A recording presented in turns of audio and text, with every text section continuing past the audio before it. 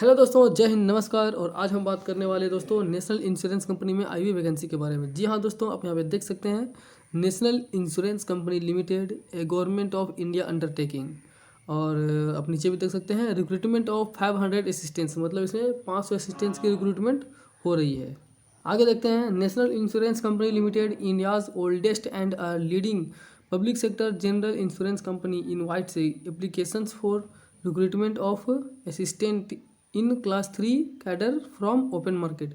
मतलब ये class third cadre का ये ओपन मार्केट का असिस्टेंस का रिक्रूटमेंट है। अब चलिए सबसे पहले स्टार्ट करते हैं, इंपॉर्टेंट डेट्स को देख लेते हैं हम लोग। तो आप यहाँ पे देख सकते हैं ऑनलाइन रजिस्ट्रेशन कमेंस फ्रॉम, मतलब ऑनलाइन रजिस्ट्रेशन शुरू हो रहा है 24 अक्टूबर से। और जिसका last date for online registration 11 November. इसका लास्ट डेट है दोस्तों 11 नवंबर।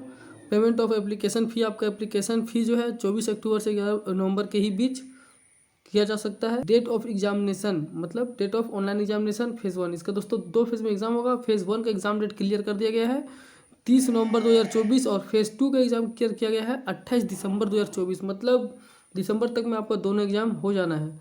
Downloading of call letter for examination commence from to return, मतलब जो आपका एडमिट कार्ड जो डाउनलोड होगा उसके बारे में बताया जा रहा है।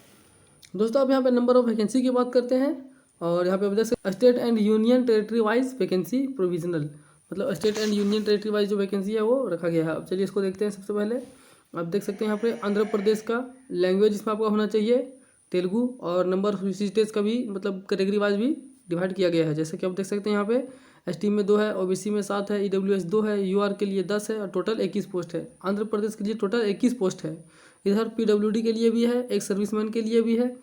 और इस तरह से सारे सीटों का बंटवारा किया हुआ है। तो आप देख सकते हैं कि किस राज्य में कितना सीटें हैं और किसके लिए क्या लैंग्वेज होना ज़रूरी है। जैसे अरुणाचल प्रदेश के लिए इंग्लिश होना ज़रूरी है, असम में असमी आपको जानना ज़रूरी है, बिहार के लिए अगर अप्लाई करते हैं तो हिंदी, छत्तीसगढ़ के लिए हिंदी, गोवा के लिए कोंकणी। तो इस प्रकार से आप जिस भी राज्य में रहते हों, जिस भी स्टेट में रहते हों, तो मुझे लगता है कि आपको अपने ही स्टेट से अप्लाई करने की ज़रूरत है। दोस्तों इस तरह से देखा भी हमने कि सीटों का बंटवारा इस तरह से किया गया है। इस तरह से टोटल 500 सीटों को डिवाइड किया गया है कैटेगरी वाइज और स्टेट वाइज, और वहाँ के लैंग्वेज के अनुसार भी। अब दोस्तों यहाँ पे देखते हैं एलिजिबिलिटी क्राइटेरिया। यहाँ पे देखते हैं दोस्तों एलिजिबिलिटी क्राइटेरिया। तो नेशनलिटी में सिर्फ इंडिया का नेशनलिटी होना चाहिए, इसके साथ में नेपाल भूटान का चलता है। और तिब्बतन जो रिफ्यूजी हैं उनको भी लिया जा सकता है। अब बात करते हैं दोस्तों एज की, इसमें एज क्या होने वाला है। तो सबसे पहले आप यहाँ पे देख सकते हैं मिनिमम एज जो है 21 साल है और मैक्सिमम एज 30 साल है। एज ऑन 1 अक्टूबर 2024, मतलब 1/10/2024 तक में आपका 21 साल मिनिमम होना चाहिए और मैक्सिमम 30 साल होना चाहिए, तभी आप इस फॉर्म को अप्लाई कर सकते हैं। अब यहाँ पे देखिए उसके बावजूद भी आपको एज रिलैक्सेशन दिया जाएगा। एज रिलैक्सेशन कास्ट बेसिस पर जैसे मिलता है वैसे मिलेगा। आप यहाँ पे देख सकते हैं SC/ST के लिए 5 साल का एज रिलैक्सेशन है, मतलब 30 की जगह में अगर 35 भी हो तो चलेगा, 35 तक में भी अप्लाई कर सकते हैं। OBC और NCL के लिए 3 साल।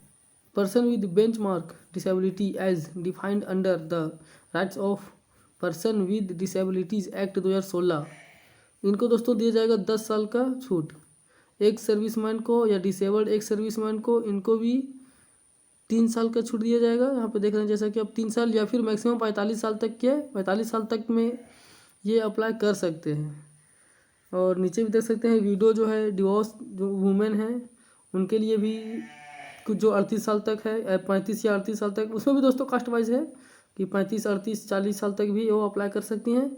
और जो existing employees of the company, जो कंपनी के एग्जिस्टिंग एम्प्लॉयज़ हैं वो भी अप्लाई कर सकते हैं, उनको भी 5 साल का रिलैक्सेशन दिया जाएगा। दोस्तों यहाँ पे हम बात करते हैं नंबर 6 में सिलेक्शन प्रोसीड्यूर का। अब देख सकते हैं इसका प्रोसेस क्या रहने वाला है। तो सबसे पहले इसमें फेज़ 1 का एग्जाम बताया जाता है। अब देख रहे हैं यहाँ पे प्रीलिमिनरी एग्जामिनेशन ऑनलाइन, मतलब सबसे पहले एक आपका फेज़ 1 का एक एग्ज़ाम होगा जिसमें आपका 3 सब्जेक्ट का क्वेश्चन रहेगा। मतलब आप देख सकते हैं total number of question 100, total number of marks 100, मतलब टोटल 100 मार्क्स का रहेगा, 100 क्वेश्चन रहेंगे। अब आपको इसमें 3 टाइप का क्वेश्चन रहने वाला है। एक इंग्लिश लैंग्वेज का क्वेश्चन रहेगा 30 क्वेश्चन, रीजनिंग एबिलिटी की क्वेश्चन रहेगी 35 और क्वांटिटेटिव एप्टीट्यूड के क्वेश्चन रहेंगे 35। मतलब टोटल आपका 100 क्वेश्चन रहेगा, 100 नंबर रहेगा। इसमें आपको 20 तीनों में आपको 20 मिनट दिया जाएगा। और लैंग्वेज आप इंग्लिश तो इंग्लिश में ही रहेगा, बाकी ये दोनों हिंदी इंग्लिश में आप कर सकते हैं। आगे देखते हैं दोस्तों फेज़ 2 का जो रहेगा मेन एग्जामिनेशन ऑनलाइन।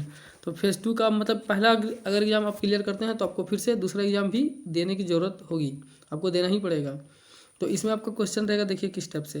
ये आपका सिलेबस है, test of reasoning 40 question, test of English language 40 question, test of numerical ability 40 question, test of general awareness 40 question और test of computer knowledge 40 question. मतलब टोटल आपका 200 क्वेश्चन रहेगा और 200 नंबर भी रहेंगे और टोटल आपको मिलेगा 30-30 मिनट।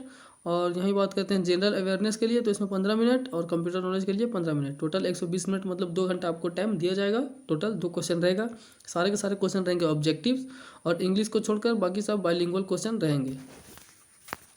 चलिए दोस्तों आगे देखते हैं एग्जामिनेशन सेंटर कहाँ कहाँ रहेगा, किस स्टेट में कहाँ सेंटर दिया जा सकता है। तो आप यहाँ पे देख सकते हैं, जैसे ये बहुत ज़रूरी चीज़ है दोस्तों। आप सोचिएगा कि मेरे ही कहीं अगल बगल का डिस्ट्रिक्ट में मिल जाएगा, तो ऐसा नहीं है। हर स्टेट में 2-3 या एक कहीं पर भी रखा गया है सेंटर, आपको वहीं जाना होगा एग्जाम देने के लिए, अगर आप इस फॉर्म को अप्लाई करते हैं तो। लेकिन है हर स्टेट का सेंटर, हर स्टेट में बनाया गया है, लेकिन 1, 2 या 3 ही सेंटर बनाए गए हैं, बहुत ज़्यादा सेंटर नहीं बनाए गए। देखिए यहाँ पे आप, आंध्र प्रदेश के लिए विजयवाड़ा है, विशाखापट्टनम है और ओंगले। असम के लिए है गुवाहाटी, डिब्रूगढ़, सिलचर और जोरहाट। अरुणाचल प्रदेश के लिए है नाहरलगुन। बिहार में पटना, गया, भागलपुर। छत्तीसगढ़ के लिए है, देखिए दोस्तों, चंडीगढ़ और मोहाली। और छत्तीसगढ़ के लिए है, वो चंडीगढ़ के लिए था दोस्तों, ये छत्तीसगढ़ के लिए रायपुर, बिलासपुर। दिल्ली एनसीआर के लिए दिल्ली एनसीआर। गोवा के लिए पणजी। गुजरात दादर और नगर हवेली और दमन दीव के लिए एक ही है, अहमदाबाद या अहमदाबाद गांधीनगर।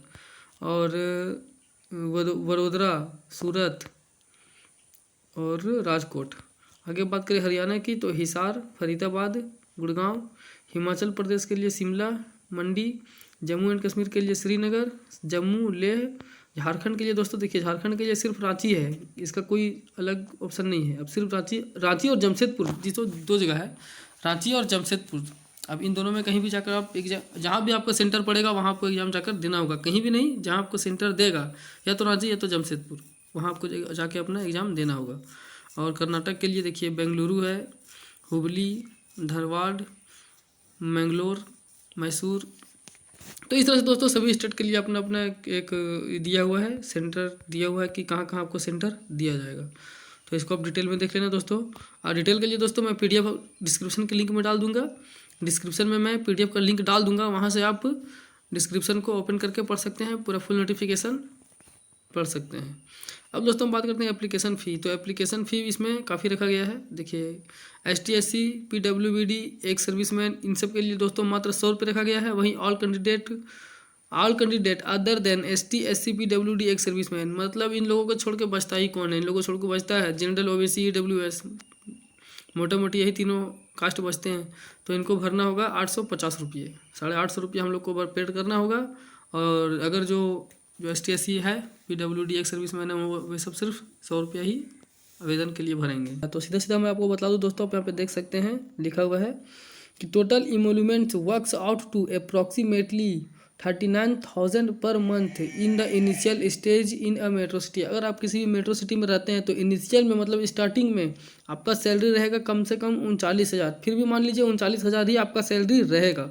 अब दोस्तों लास्ट में हम बात कर लेते हैं एक बार एजुकेशन क्वालिफिकेशन के बारे में कि आपका क्वालिफिकेशन क्या होना चाहिए। हमने डेट देखा, हमने क्वेश्चंस देखे किस टाइप से आपके क्वेश्चंस आएंगे, हमने सैलरी देखा और हमने एज भी देखा। अब हम देखते हैं कि आपका एजुकेशन क्वालिफिकेशन क्या होना चाहिए। तो देखिए, a candidate must possesses the minimum qualification of graduation in any discipline from a recognised university और any equivalent qualification recognised such as by the central government. Candidate should possess certificate in proof of passing the qualifying examination as on 1/10/2024। मतलब दोस्तों आप किसी भी stream से अगर आपने graduation है कंप्लीट कर लिया है, आप अगर ग्रेजुएट हैं तो आप इस फॉर्म को अप्लाई करने के लिए एलिजिबल हैं, आप इस फॉर्म को अप्लाई कर सकते हैं।